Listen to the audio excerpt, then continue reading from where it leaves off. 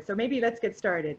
So welcome everyone. I'm Michele MacDonald Werstuck. I'm a dietitian, registered dietitian, and the nutrition groups coordinator at the Hamilton Family Health Team. And my name is Jaclyn Adler. I'm also a registered dietitian, and I'm the nutrition program coordinator at the Hamilton Family Health Team. So welcome to our webinar today. Oh, trying to get my thing to forward. Okay, so much has been changing since COVID has happened in the past few months, and we've been getting a lot of questions from the patients we're calling. We're doing phone visits, and a lot of people are really finding that they're having some struggles right now.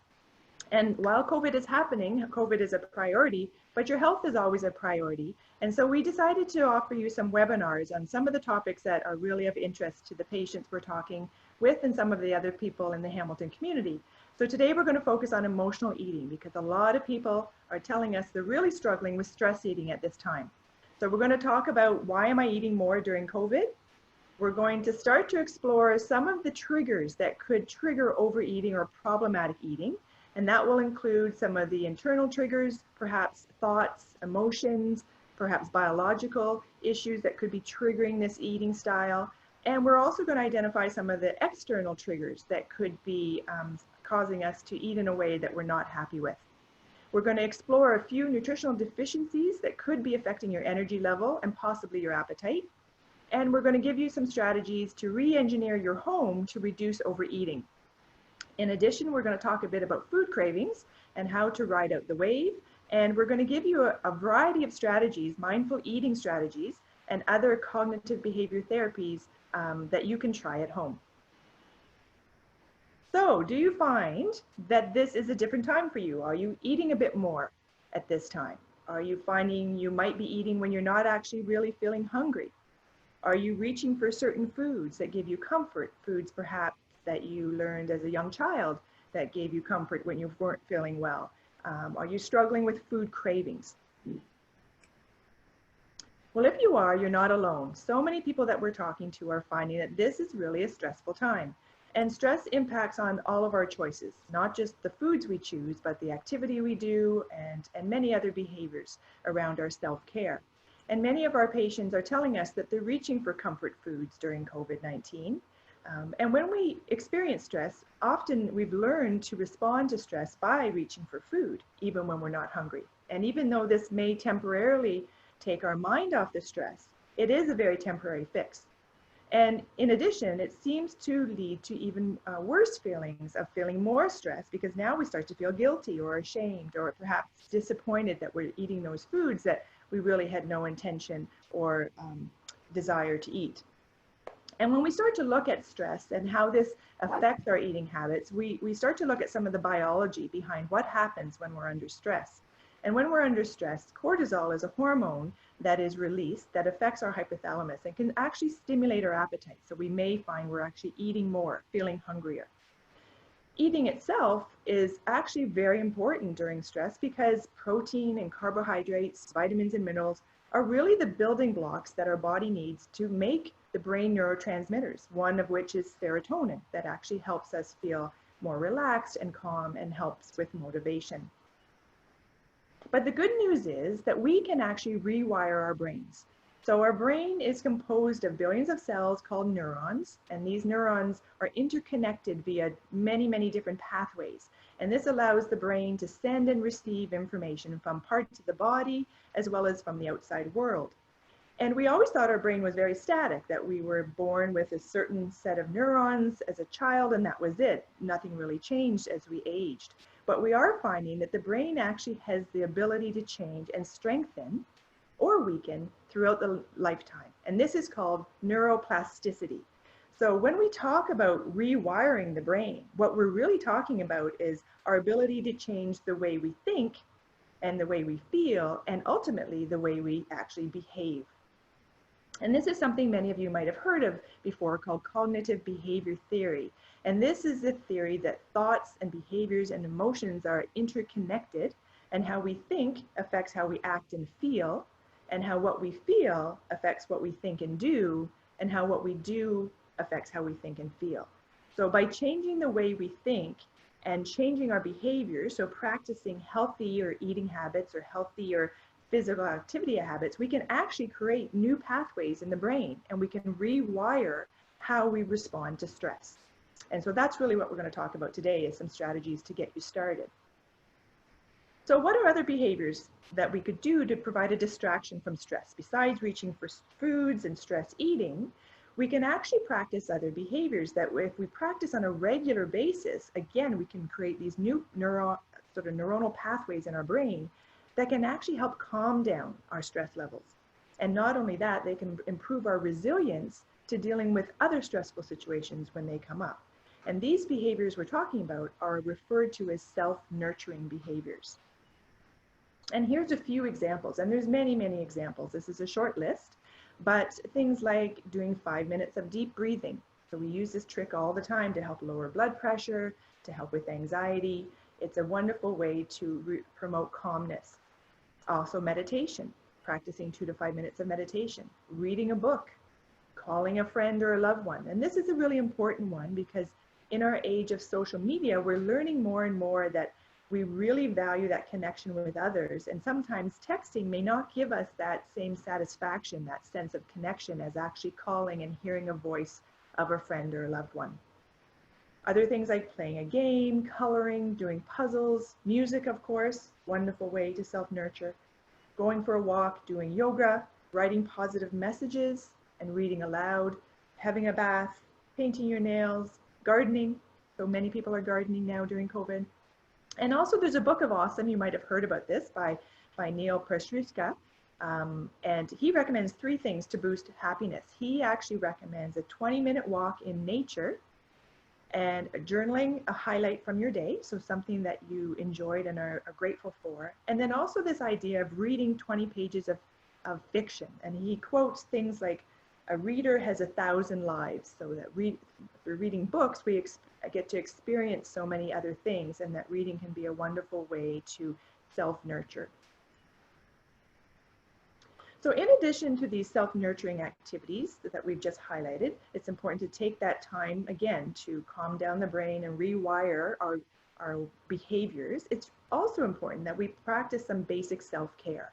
So the body needs fuel, and so does the brain. And so eating regular meals and snacks if needed, avoiding restriction at this time and focusing more on balance and moderation, staying hydrated, keeping active, getting enough sleep, and practicing self-compassion, as well as some of the self-nurturing activities, are really important at this time. And this concept of you can't pour from an empty cup, take care of yourself, is similar to the airplane analogy. So when you're on an airplane and the oxygen masks drop down, the first thing you should do is put on your own oxygen mask before you can turn to the person beside you to help them. So that idea of taking care of yourself is very important if you're going to be taking care of others. And one of the things that we can all try to do to help reduce the stress we're feeling is this idea of creating a gentle and flexible routine, something that we're familiar with. So we really respond well to daily routines. They give us predictability, they give us comfort, they help to reduce stress. They also help to reduce decision fatigue when we're overwhelmed and we have a hard time making decisions. So really practicing these self-care behaviors in a nice routine that you can do each day is one way you can actually help manage the stress as well, instead of reverting to stress eating. And then when it comes to eating, what you want to focus on is regular meals, eating in a regular schedule, because again, your brain and your tissues require glucose for fuel. And every 4 to 5 hours, they need that fuel to work at their best. If people go too long without eating, they run the risk of blood sugars going low, and that can bring on many symptoms for people. Some people get headaches, shakiness, some people feel very anxious, and some people start to sweat. So we want to prevent low blood sugars, and we can do that through regular meals. It also helps to stabilize mood, because if sugar starts to go low, it can bring on feelings of anxiety. And so another way to help stay calm is to help focus on regular meals throughout your day. And then lastly, preventing overeating. When people go a long time without eating, they tend to set themselves up to eat more later on, sometimes quicker, sometimes more food, and then they may find they're grazing all through the evening. And again, they're trying to prevent that. So we know a better diet is not only better physical health, but also better mental health. And some of the foods that are very essential that can change your brain and the neurotransmitters that are being produced are foods that are listed here. Foods that are part of healthy eating patterns, such as fruits and vegetables. So we know fruits and vegetables are very cardioprotective, but also brain protective. So having a cup and a half of fruit a day or 2 cups of vegetables. Having things like nuts and seeds and legumes for proteins. Having whole grains for fiber and energy in your vitamins, as well as fish for the omega-3 fats, and of course our dairy, milk, yogurt, and cheese for calcium and vitamin D source in our milk, as well as a healthy fat, and olive oil is just one example of a healthy fat, in addition to our nuts and foods like avocado. So one of the things we watch for as well that can sort of trigger overeating or sort of stress eating can be nutritional deficiencies. And there are quite a few common deficiencies that we're finding in Canadian populations, and I've listed a few of them here. One is vitamin B12. This is a vitamin that's very important, and can sometimes we need to supplement because medications can affect how we absorb B12. Vitamin D, very important for making neurotransmitters and something we all need to supplement here in Canada since it's very limited in the food supply. As well as iron, which is the most common nutritional deficiency, especially amongst children and women, and it can have quite an impact on your concentration, your energy level, as well as growth in young children. And finally, there's magnesium. Magnesium is a mineral that is very important for many enzymes, and many people, due to medications, sometimes their intake may not be getting enough, and that also impacts on your sleep. So those are some of the nutrients we watch for as dietitians that can predispose you to be reaching for high calorie, high energy foods when in fact it may be an underlying deficiency. So we also want to encourage people to avoid restriction at this time, because restriction in itself doesn't seem to give us benefits in the long run. So we do find when we restrict foods, not only do we have to worry about nutritional deficiencies possibly, but we start to see metabolic changes. We start to overly focus on food. It becomes sort of something we're focusing on too much. And you can get hangry, which many of us have had that experience, difficulty concentrating. And again, it sets you up for this cycle, what we call the no-win diet, restrictive dieting cycle, where you restrict, then you finally can't take it anymore, you finally eat, then you feel bad about that, then you start to restrict again. So this sort of vicious cycle doesn't tend to get us anywhere in the long run, and in fact may end up causing restriction and suboptimal intakes for many people. The other piece that you want to remember in terms of self-care is hydration. It's a very hot day out there today.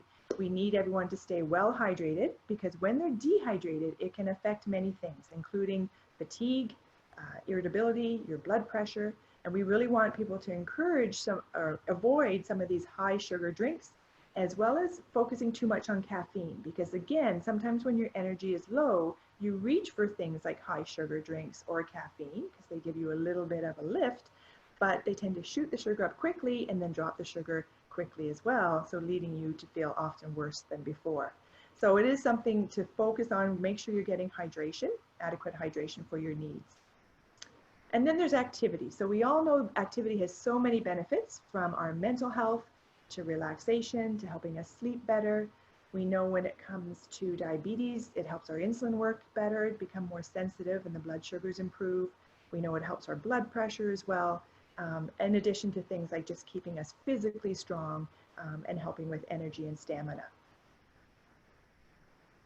Sleep. So sleep is something that we really want everyone to make a priority, because when we don't get enough sleep, it seems to affect so many systems in the body. And that includes not just energy, again, setting you up for maybe reaching for foods that are high calorie, but also it really affects mood and ability to concentrate. And it seems to make us less resilient to stressors. So we need to make sure we're practicing good sleep hygiene and strategies that help us get a good quality sleep at night.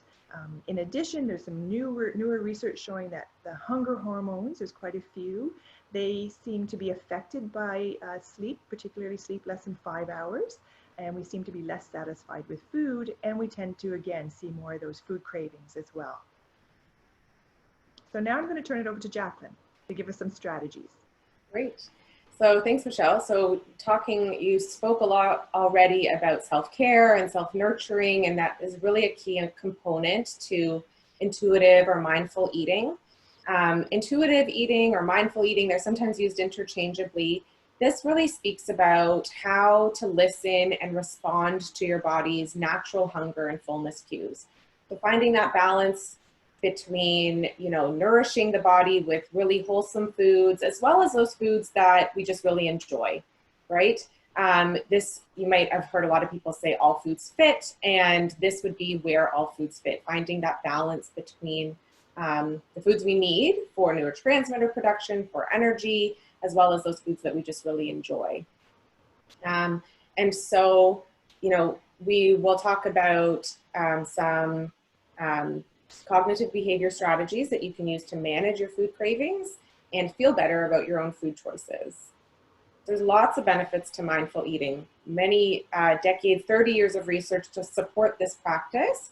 There's been evidence to show improvements in depression, anxiety, stress, physical symptoms, sleep. And so it certainly helps us to prevent overeating because we're being more mindful and paying attention to our hunger cues earlier. As Michele said, sometimes when we restrict throughout the day, we end up setting ourselves up for binge sort of behaviors later on, and we're grazing throughout the night. And so you're probably familiar with mindfulness in other worlds like the yoga world or meditation. And you may have heard of the innovator or researcher Jon Kabat-Zinn. He uses mindfulness and applies it to chronic disease. He would define mindfulness as paying attention in a particular way on purpose in the present moment, non-judgmentally. And so in other words, this means, slowing down your mind, slowing down your body, bringing focus to the moment and what you're experiencing in the moment. And when we talk about mindful eating, this would include things like thoughts and feelings and behavior. So sort of eating with a little bit more intention.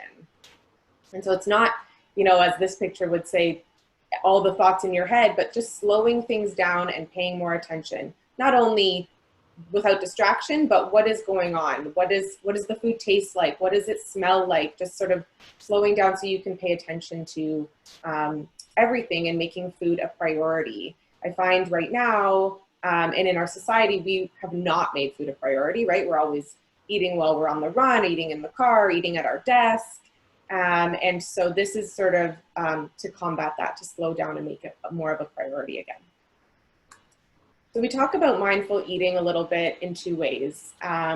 Food for the body, like I mentioned, would look like, the fruits and vegetables as you see in that heart, as well as those foods for the soul. And we would sort of define those foods for the soul as, the foods that you just deem delicious. Chocolate probably isn't on our Canada's food guide, but everybody would say chocolate's delicious and you don't want to live a life without it, right? Absolutely. So moving away from that guilt for eating those foods that you really enjoy instead, and moving away from that all or nothing thinking or that good and bad food thinking to reframing it as in foods for the body and foods for the soul allows you to feel a little bit more free to enjoy those foods.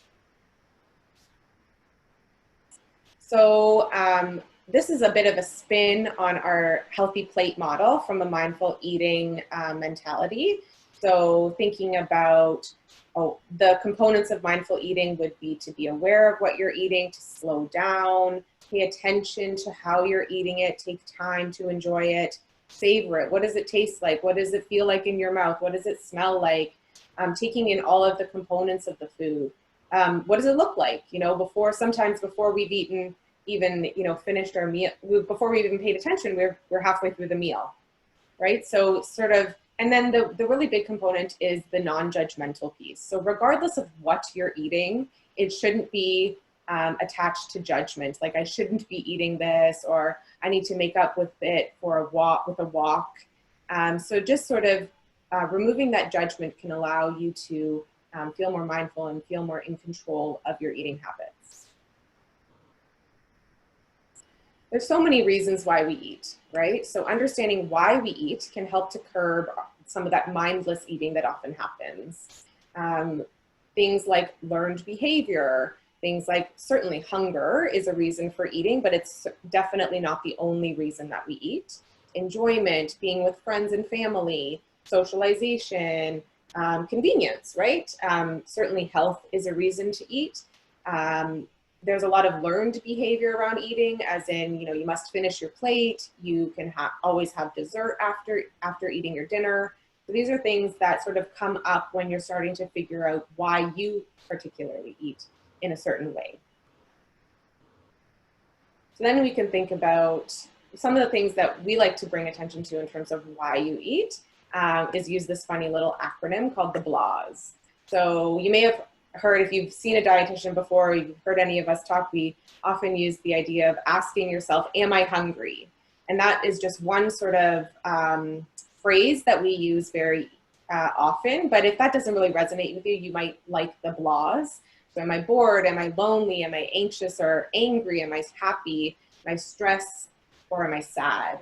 And so sometimes when we try to investigate what is going on, and using the BLAHs can help you narrow it down if you're eating in response to an emotion. So if you can identify one of those emotions that's going on instead of true hunger, then you might be able to say, okay, what actually feeds that emotion better? Am I lonely? Maybe I can call a friend.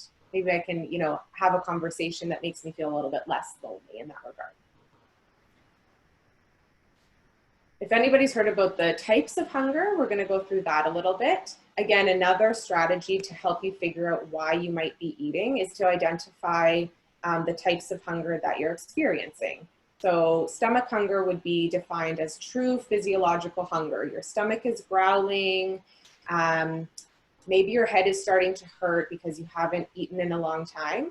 Then I would define that as probably the only internal cue to eat. The other hungers, which would be mouth or taste hunger, this is usually defined as a particular flavor. Maybe you smell something and it reminds you of a food that you like, a texture, or something along those lines. Heart hunger would be eating in response to an emotion. So I'm feeling sad, I'm gonna go have a cookie. Or maybe a learned behavior, as in when you were a kid, you hurt yourself and your grandma or grandpa or parents took you out for ice cream, right? This is sort of that heart hunger, that emotional response to eating. And then we have the head or the mind hunger. So these are in response to rules. For example, it's 12 o'clock, it must be lunchtime, right? So those last three are more external cues that tell you it's time to eat. We want to try and tune in a little bit more to that stomach hunger and eating in response to true physiological hunger when you need it.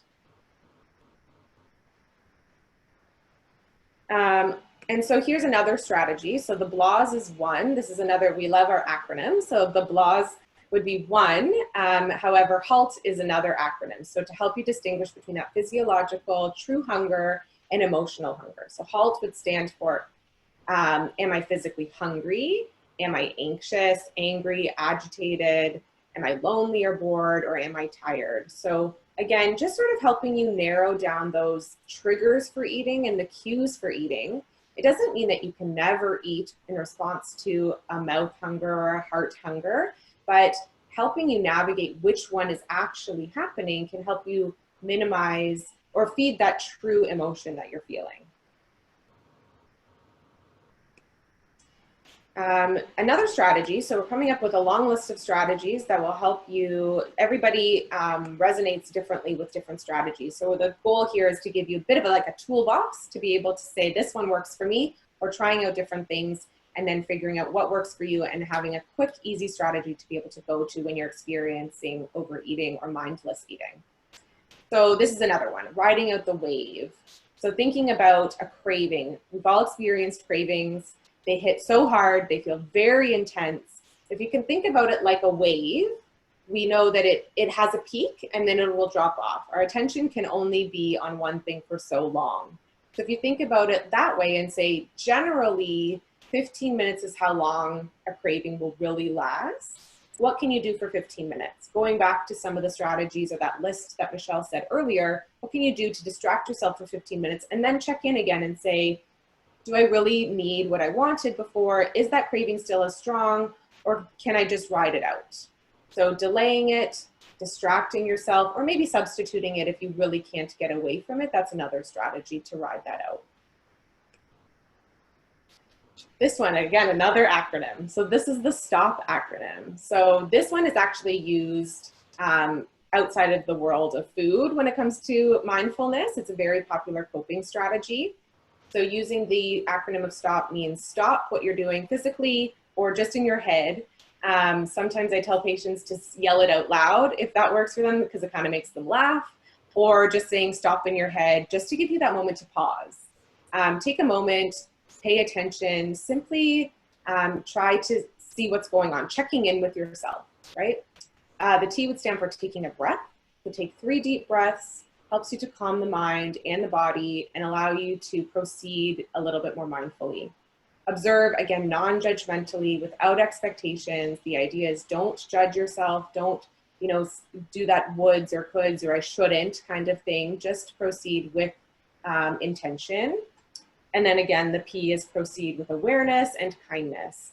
So are you truly hungry? Great, go have a meal or a snack. If you're not, then you have a choice. You can either eat anyway, even if it's mindless, or you can use some of the strategies that we've already talked about to implement like the halt or the blahs, something to delay or distract you and trying to work through that mindless eating. In addition to the halt and the blahs, those emotional triggers, we certainly want to work on our environmental triggers as well. Right now, we're mostly at home, so we maybe would focus on our own home environment and mitigating those triggers. But you can imagine so many triggers that influence your eating habits when you're out and about, when you're going back to work, right? Just billboards as you're driving down the highway, or, you know, if you work in an office, having triggers like food in the office kitchen, right? This would be another emotional trigger, or outside environmental trigger. They have lots of powerful cues, the sight, the smells, social media even, it can be a trigger for eating. Distractions, right? We sometimes are talking and we're not even realizing that we're eating and suddenly our plate is empty. So working on re-engineering your food environment to work for you instead of against you can be a really powerful strategy. So look around your home. This is how we would do it. Look around your home.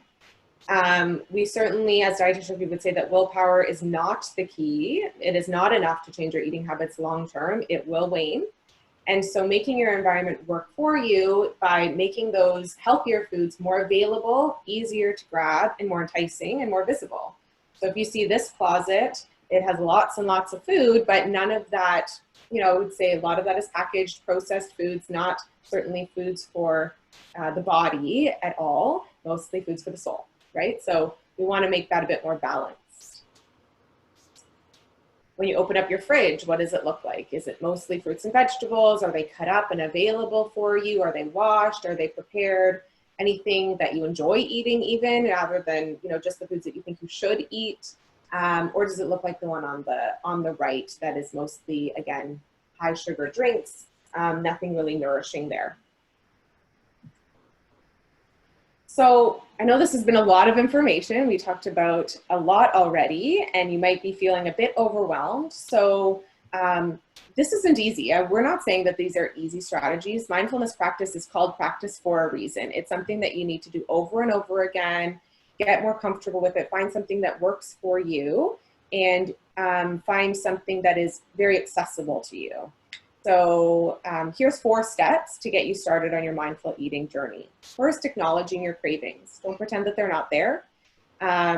Second, without judgment, explore your thoughts and emotions around those cravings. What else is going on? Are you stressed with work? Are you stressed with family? Are you exhausted? Did you not sleep very well last night? So what is going on outside of just that food craving? Asking yourself, am I truly hungry, right? Or do I have the blahs? Or sometimes my patients come up with their own little wording that really works for them. So I encourage you to think about, do our words work for you, or is there something else that would kind of resonate with you a little bit there? And then lastly, make a choice. So again, even if you've gone through those 3 steps, you can certainly proceed and decide to eat. Try to eat mindfully, you know, again, without distraction, with intention, in a place that you feel comfortable, or you can choose to address those emotions or something else that's going on with some of the strategies that we talked about before. And I'll hand it back over to Michele. Okay. So to summarize, that was great, Jaclyn. Choosing healthy foods and taking care of yourself can give you lots of benefits. Not only can you feel better, have more energy, but you feel more in control of your food choices. And this can be very helpful for managing stress and stabilizing your mood and giving you improvements in not just physical health, but your mental health as well. So we have given you lots of information today, and this is, again, just a short webinar to introduce you to some concepts, but really the purpose is for you to walk away with one or maybe two things that you think you could try this week. You know, what could you try that could actually improve your eating habits? You know, what ideas did we offer that might be helpful for you to put into action? So perhaps you might set a goal this week to say, I am going to start to engage in routine self-care by starting to go for a 15-minute walk 3 days a week. Or you may decide, I'm going to slow down on my eating. So when I do eat, I'm going to use this mindful eating strategy, and I'm going to, chew well and take my time and savor the food and really enjoy the flavors. So that may be your goal this week. Or you might like some of the acronyms that we gave you, and you may say, I'm going to try the BLAS. Whenever I go to reach for a chocolate bar for a snack, I'm going to use the BLAS to see if what it tells me, what information it can give me, and then make a decision whether to eat the food or not. And then re-engineering your home environment. Again, because so many of us are at home, this may be the time to look at your kitchen counter and decide, this week my goal is to clean all the snacks off the kitchen counter and put them away so they're out of sight, out of mind. So those are just some ideas for you, and hopefully there's one or two things that you think, yep, that may be something that I'm going to try this week. Because like Jaclyn mentioned, this takes practice. It's not about perfection. It's about practice and trying different ways of seeing which strategy will work best for you. So we wanted to also invite you to other webinars that we're offering. As we mentioned, we're getting so many questions and comments from our patients that we're calling. We've designed some webinars on heart health, what to do during COVID if you have diabetes. We had one last week on food and mood, diet and depression, and today the one on self-care. And we're going to be having more sessions in June, so please go to our groups and workshop webpage, and we have an events calendar there that will give you a really good summary of all the nutrition sessions that are offered, but we also have other sessions there from our physiotherapists, and we have mental health sessions as well. In addition to these single sessions, we have also opened up some of our groups. Some of our more popular groups, we've decided to open to the larger public. So if you're interested in things like making changes to your foods and wanting to know more about what, when, how much, and strategies to eat in a healthy lifestyle, that's the Healthy You program that you might enjoy. It's 6 weeks. Then we also have a diabetes group that's 2 weeks long. So if you have questions about what to eat during diabetes, how often to test your sugars, about your medications and how they work, that's a group you're welcome to join as well. And we also have cooking demonstrations. So we have cooking for better health for diabetes. We have cooking for better health for heart health, as well as beginner sessions as well. So all of that is listed on our June calendar at the Hamilton Fit website that's listed down below. So we encourage you to join us. We'd love to have you join in, and we'd also encourage you to share with your family and friends so that they know about these resources too at this time when it may be a bit tricky to get information. So here's just a poster I put up from some of the mental health groups. We've got reducing anxiety, reducing stress. We've also I think there's a grief group that started, and there's going to be a CBT group for insomnia. So lots going on from our mental health colleagues as well. So you can also find us on social media, and that might be an easy way to see all of the group offerings as well. Yeah. And then they're also saved on YouTube. Some of them are saved on YouTube. If you found there's a lot of information you wanted to come back to it, you can always view the webinars again there. Yeah, the nutrition ones that we're actually reserving, and the physio ones, so you can actually review again. Thanks, Jaclyn. So if you still have more struggles with emotional eating, which again, often it takes lots of practice to come up with strategies that work for you, we encourage you to contact your family doctor or your primary care team to reach out to your team for supports. Many of us are doing phone appointments around the city, and you can always connect with the dietitians that are part of the Hamilton Family Health Team, as well as you can email us questions if you have general questions about nutrition. We're happy to answer those questions. And we put on a website for you too that's from the Dietitians of Canada called www.unlockfood.ca. That has some great resources for you as well. So we want to thank you, and at this point we want to get a little bit of feedback from you. We have a poll for you, so we're going to launch a poll and get you to answer some of these questions, and then we're going to open up for questions from you. So here's the poll. I'm launching it now, and we'll give you a second or two to answer some questions there.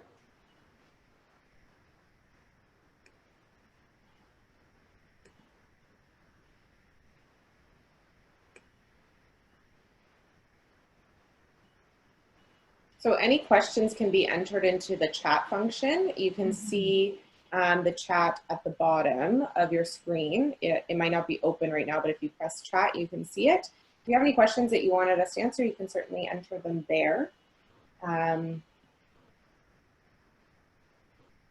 So we still have a few more people finishing the poll, and then we'll finish that up and have some time for questions. Mm-hmm.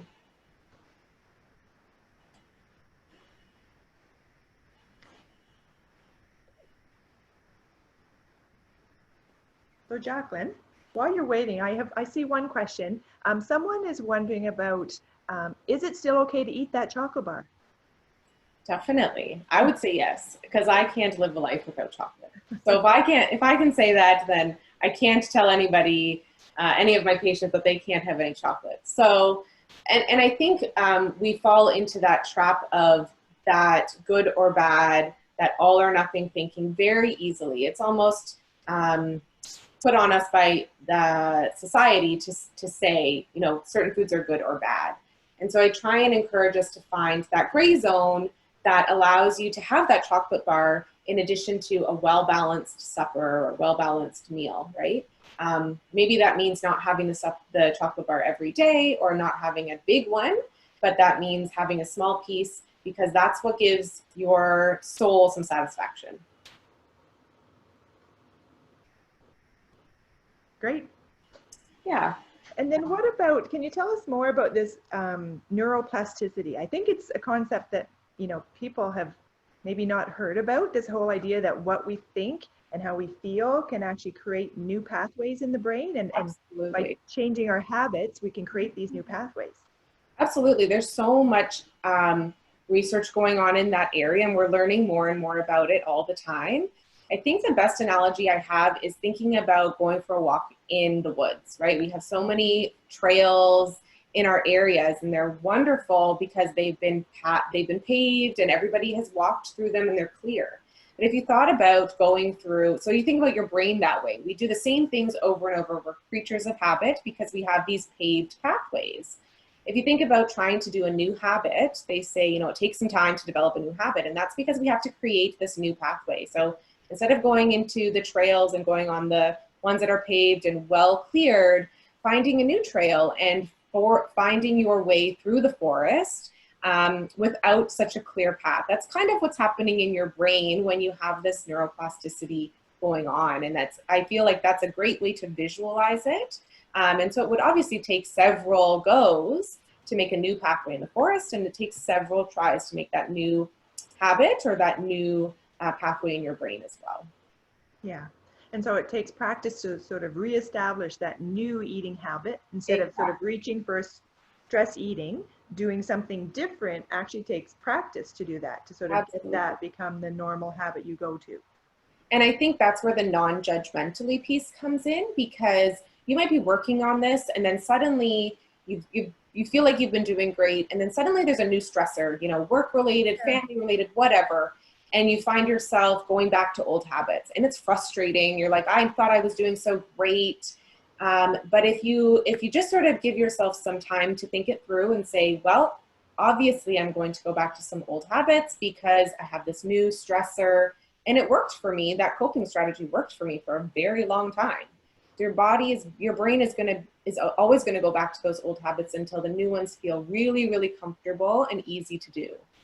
Almost like we have to be a bit kinder to ourselves. So for sure, listen to our thoughts and sort of answer in a way we would answer for our best friend, right? Absolutely, yes. We're very critical of ourselves, right? And we're not so much of others. Yeah, yeah. Yeah. So in terms of other mindful eating strategies, what's your favorite acronym? I like the BLAS just The because BLAS, I know it's cute. A lot I of like people the really BLAS, but I also actually really like the STOP acronym. I find Yeah. that really useful because although, I mean, STOP is exactly what I'm trying to encourage people to do, right? Give a pause and check in. So just sort of that stop, you might not remember what it stands for, but just the word stop works really well to be, again, I have had patients tell me that they yelled it out in front of their family and I thought they thought it was really funny, but most of my patients will say, yeah, I just sort of like checked in, said stop, asked myself if I was hungry. Yeah, that's a good idea, actually. Which one do you like? I like the BLAS because it makes you think about the typical emotions that sometimes make us reach for food instead of looking closer at what is causing that emotion and what 101 things could I do besides eat when I'm not really hungry, right? So Right. the So BLAS is a easy cute emotion. one, easy to remember too for people, I think. But the other one that works really well for people is this whole delay idea. So when I talk to people about the craving wave, that it is sort of a time limited challenge. So Yeah. when they know it's like at 15 minutes, it's going to peak in 5 or 10 and then taper by 15, what can you do for 15 minutes? They like that idea because they think, oh, I could find something to do for 15 minutes that would, make me not necessarily reach for the food that I feel is causing a problem for me. So For that sure. seems to be a tip that people really like. Yeah, because they feel so intense. They don't feel like it's reasonable to think that it will drop off after just It a few comes on minutes. so strong. When you want that chocolate bar, you want that chocolate bar. Yeah. Yeah. That's a strategy that's used a lot in smoking cessation as well, just Yeah. that delay and distract technique. So, which is often, very addictive. So if it works there, and then I think it's certainly applicable elsewhere. So do we have any other questions in our chat box? It looks like we're done all the questions. Okay. So Well, thank you so much, everybody, for taking the time to join us today. We hope you join us again the next time we have, which is starting in June. June 24th is our next one on self-care, and it's going to be expanding more on some of these topics. So please join us. Great. Have a great day. Thanks, everyone. Have a good day. Bye-bye. Bye.